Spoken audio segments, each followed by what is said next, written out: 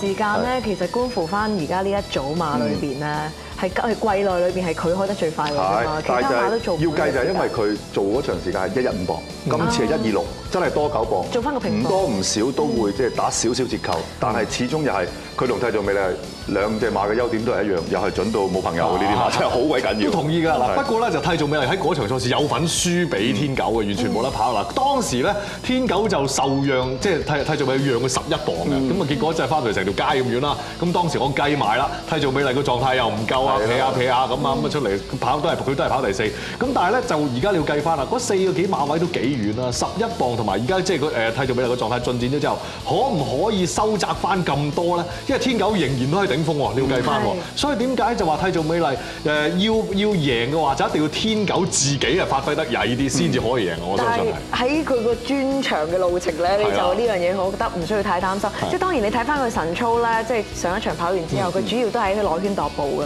咁啊冇啲快功夫做到。不過呢啲馬大熟當打，我自己又唔需要太過擔心佢冇快功夫。唔好再谷啦，冇得谷㗎啦，你唔好搞。你2月20跑完跑場1800，你冇理由依家縮1400整個試習啩？如果咁樣有樣好啊，真係唔使理佢啦。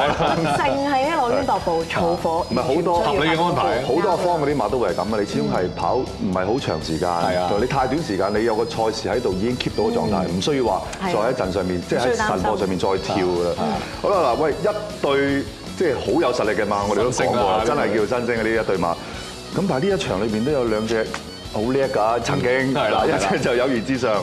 一隻好爸爸，呢場點咧？呢好爸爸講起又懷念啦，嗰場賽事終於都冇再出現過，就係贏連華生輝嗰場。08年啦。係啦，就係呢場賽事嚟嘅。當時成日大家都話：哇，連華生輝嗰步如果唔攝埋去走，喂，會唔會有得間下咧？大家都期待呢場賽事出現，咁啊結果都冇出現過啦。咁而今時今日嘅好爸爸亦都年紀老退咗啦。咁啊，即係而家嚟講咧，佢唔喺佢最弱嘅時候就肯定㗎啦。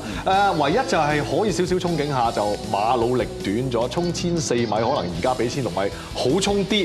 咁但係即係始終係人哋上緊，你又落緊啦。就算而家即係揾埋莫迪嚟幫手咧，幫到少少嘅啫。即係我唔信話可以翻得翻以前嗰時。上場叫做有翻啲走勢嘅，你見到都咁，但係即係叫輸近咗啦。咁晨課咧復課嘅，我覺得佢嗰個觀感上咧唔係話太差嘅，真係唔係話一滴都冇嘅。咁盧愛德停賽都翻嚟特登幫佢即係專登啊，做咗2課嘅快功夫啦。咁但係即係學阿浩然話齋，即係佢會係跌緊，而今場賽事有好多叫做側身而且未見底上緊嘅馬。可能佢會問啲咯。即係上次同你做節目嘅時候都講過，好爸爸我自己個人覺得上一場賽前嘅狀態係今季最好嘅。咁因為見佢朝頭早跳嘅時候，有少少氣勢啦。咁不過賽日嗰陣時，即係同我拍檔都傾過呢樣，佢話其實又未必，因為咧好多時佢嘅操練模式都係跳2段，感覺上會好似幾好咁，即係或者係霎眼叫嚟。但係結果上次即係冇話對錯，因為始終晨課大家睇佢睇法。但係上次係真係今季跑得最好嘅一次。咁亦都可能係你見到隻馬擺前咗，好位咗，咁啊亦都好似浩然話齋，如果今場係1400，真係力短咗，會唔會比上次1600跑得好啲咧？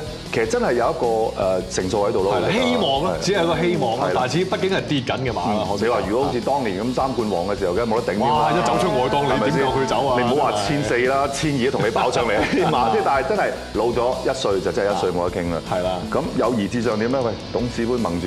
真係去完日本嗰次嚇驚咗翻嚟之後，個折扣打得好大，即係東京競馬場嗰個主場力量真係好得人驚嚇。即係佢去到當時睇到咧，佢係匹馬咧係完全係即係窒咗翻嚟嘅。咁啊翻到嚟之後咧，佢係差唔多我可以講係冇乜起色嘅，暫時睇到都係。咁晨課見佢嗰個神色咧都係比較平淡啲嘅。不過即係踏入8歲嘅，可能較為年紀大少少嘅老馬，你都好難又係再見到佢火噴噴嗰一刻咯。暫時見唔到。一來就係呢隻馬本身就好少見到佢朝頭早會有啲咩風望啊咧，二來蘇博羅啲馬入到直路咧跳段25、26，你睇到啲乜嘢啊？好少睇到嘢嘅。不過佢就今次就係加翻眼罩，即係整眼罩上去睇下有冇新鮮感咯。不過佢今季嗰場跑完第4，諗住好翻啦係嘛？結果就係無以為繼咧，所以你好難去憧憬呢啲馬咯。係有啲咁準開嘅馬，突然間走咗樣咧，好難憧憬，同埋年紀又翻唔上下。嗱呢場嗱，如果替做美麗同天九要你排啦，你諗住邊隻先咧？咁啊都係天九先嘅，我哋兩個都係天九先，即係2-1咁樣啦。係啦，好啦，咁啊第一節嘅時間都差唔多啦，咁啊第二節我哋真係重點分析下阿摩嗰3隻究竟邊隻會係主力咧？